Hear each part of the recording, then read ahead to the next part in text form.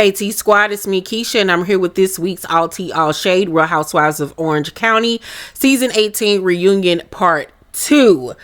Y'all, Reunion Part 2 had me hollering, okay? It was so many funny moments. If you guys want to see my reaction to the episode in real time, join me over on my Patreon, where the episode is up right now. You can watch it with me. The link is down below in the description box. But in Reunion Part 2, we find Emily attacking Jen about Ryan and his whole legal situation and says that Jen needs to hold herself accountable. And I'm like, she has held herself accountable as far as the decisions that she's made. You know, she has acknowledged the fact that she has not handled her business the right way. She says that she is taking care of her bills and things on time right now and getting herself situated. As far as her staying with Ryan and marrying Ryan, she a grown woman, and if this is a mistake, she gonna have to learn the hard way. You know, he got immunity apparently. I looked it up. It's given very much. He was able to probably tell what he knew and not face any type of jail time or anything like that, so he's scot-free. Now, if he continues on with said alleged behavior and he ends up getting in trouble for something else, then okay, that's all up on that man. You know, he got off. But she's planning on marrying him. That's her business. It's not affecting you and your home life at all. Okay, I can understand the girls being concerned and being worried, but once again, Jen is a grown woman. Okay, and I would give my advice and leave it the hell alone. But my whole thing is, while Emily is sitting up here talking about Jen need to be held accountable for her actions, I'm looking at the TV screen like, Miss Ma'am, you need to be held accountable for wearing that god awful dress. Okay, yo, Emily, you bet not never, ever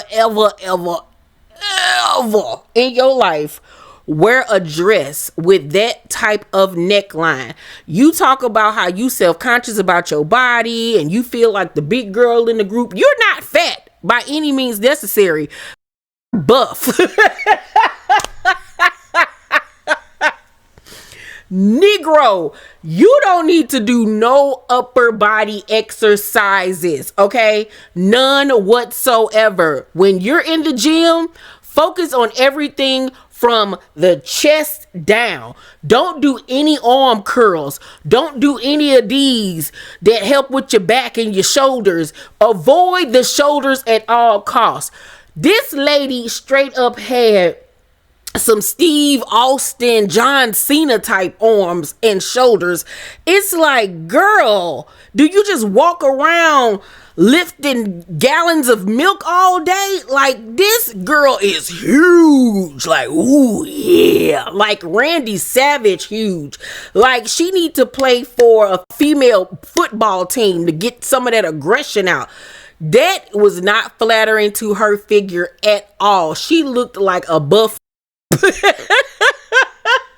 And I think Emily is a pretty woman. I think her shape was bomb when she was a little thicker and had a booty on her and had her curves. But I think with her losing weight, it just expanded and made you focus more on her upper body and them arms. And then it made her face look more chiseled, and I'm like, this is not for you, Miss Ma'am. Hold yourself accountable for not knowing your body type and what looks good on you and what does not. Because if you don't join the WWE or NXT immediately, we gonna have a problem. Housewives is cool, but girl, you need to be going down to Florida and trying out for NXT so you could be at the next Royal Rumble or the next Women's Champion, because girl, you's a big and I'm just looking at her like, you trying to read Jen, girl, read your arms. Read them, please. Don't do none of them bands things. Don't do no push-ups. No. no, don't do none of these with the weights. Stay away from weights. Any type of weight exercise, stay away from it. You need to be on some lean stuff, something that's gonna lean them arms and shoulders out, girl, because them some boulder shoulders. You need to be in the ring with Jake Paul tonight, okay? Not Mike Tyson, cause you would knock a nigga out. Girl, you need to be on the card fighting one of the girls in the women's heavyweight division. Like, all that anger and aggression you got, take it out in the ring. Become a UFC fighter or something, girl, because woo, Jesus. Woo. So then Jen calls Tamra out for talking about Ryan and his situation and making all of these disparaging remarks. And Tamra had the nerve to say that Eddie doesn't talk about the women or what's going on the show. And it was like, yes, he does. He makes little snarky comments. And she said that to basically say, like, to leave the husbands out of it. But it's like, you're being a hypocrite. Because if it's supposed to just be about us, the ladies, then you shouldn't be talking about my spouse. According to,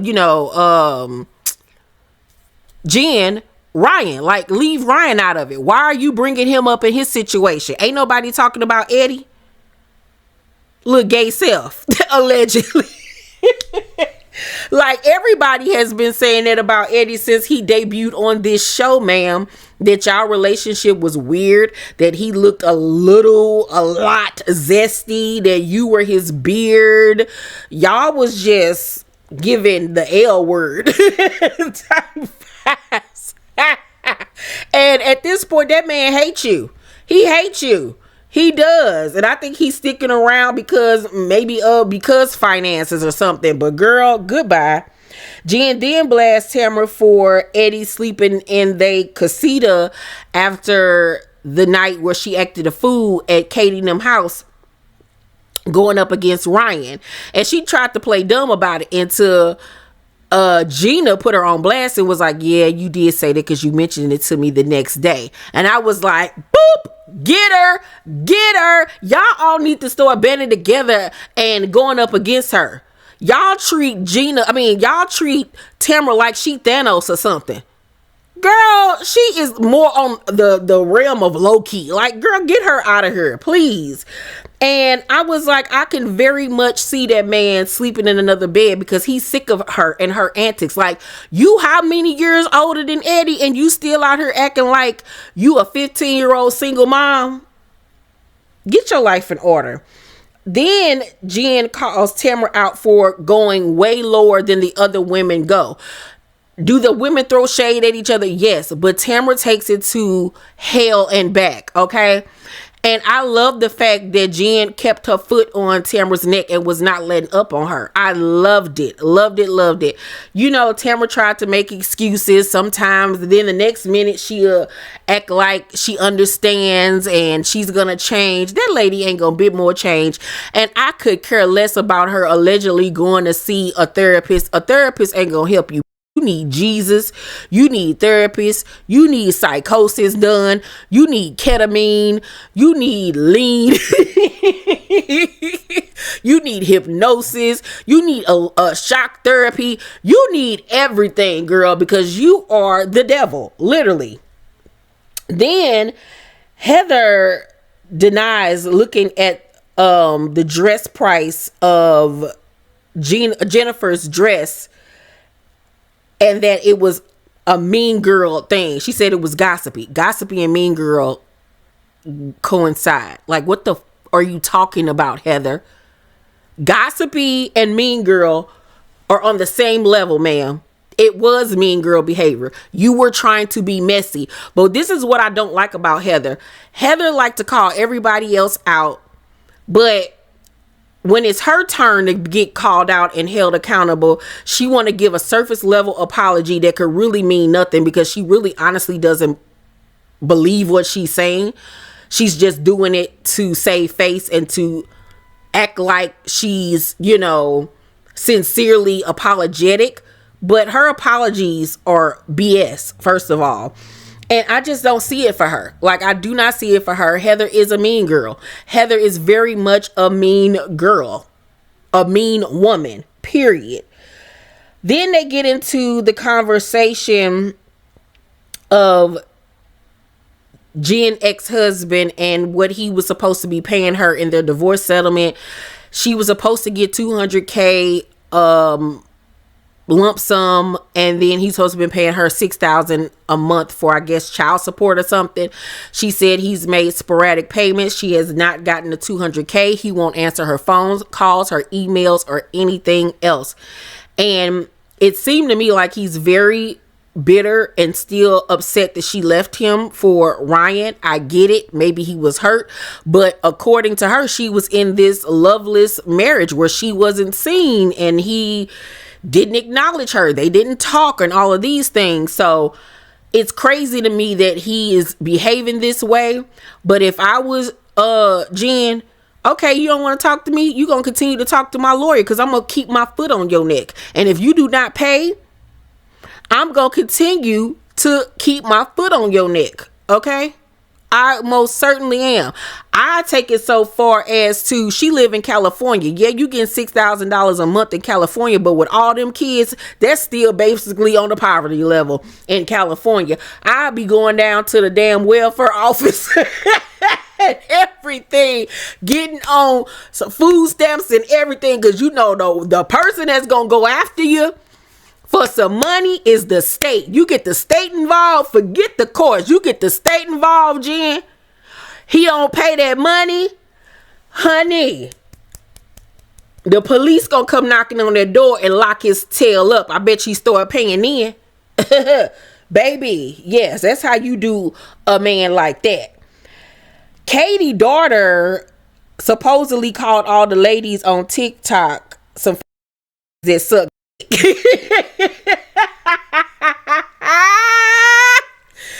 And they were all like, my daughter would never, my kids would never. And Katie was like, she 20. I could tell her all day long, but it's her TikTok. Like, what am I gonna do? Like, she 20 years old. Like, the fuck? Is it tasteless? Is it classless? Is it disrespectful? Yeah, because these women are her elders, but at the same point, y'all coming after my mama. I don't give a damn. Then was honestly funny to me. And then Tamra gonna talk about some, yeah, even Sophia thought that was, very tasteless. Girl, don't nobody give what that daughter of yours think. Girl, the hell with you and Sophia. You her mama. She can't say nothing about what nobody do when she came out of that spoiled, rotten cootie cat of yours. Bye. So then Alexis come out looking like an oak tree. That lady ain't got no butt. No butt. I love when Shannon said to her, how many times did you practice in the mirror? There's the door, Shannon Bador, when there was no door. Because baby, she had been practicing that line and she thought she ate with that, honey. And for the most part, her and Alexis was just going back and forth, and a lot of the women on the panel, everybody except for really Heather and Tamra, were holding her accountable for being John's mouthpiece and involving herself in stuff that didn't have anything to do with her. And then, Shannon called her out for initiating the lawsuit with Alexis Bellino. She didn't take accountability for any of that. And at one point, she gonna have the nerve to say to Andy, if they keep talking over me, I'm gonna leave. Bye.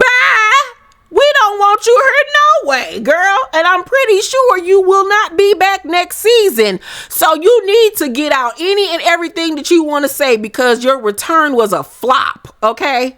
You squandered an opportunity for your career behind a man. You played this whole thing wrong, you big dummy, you. You ain't learned nothing in the 10 years that you have been off reality television. Since this is your career, and now I guess you're going to be back on the unemployment line, because you and John Jansen, that shit ain't going to bit more last now that you will not be back next season. I will be shocked if they bring her back next season. Shocked, okay? Overall, I'm going to give Reunion Part 2 an A. It was very entertaining. The ladies are once again bringing it. Hate everybody on that side of the couch. They can suck a dick. I'm like Katie daughter. Y'all let me know what y'all thought about the episode down below in the comment section. You guys, please make sure to thumbs up this video, subscribe to my channel, and turn on your post notifications so you know my videos drop. I love you. I love you. I love you. Have a safe and blessed weekend, and I will see you on the next video. Bye.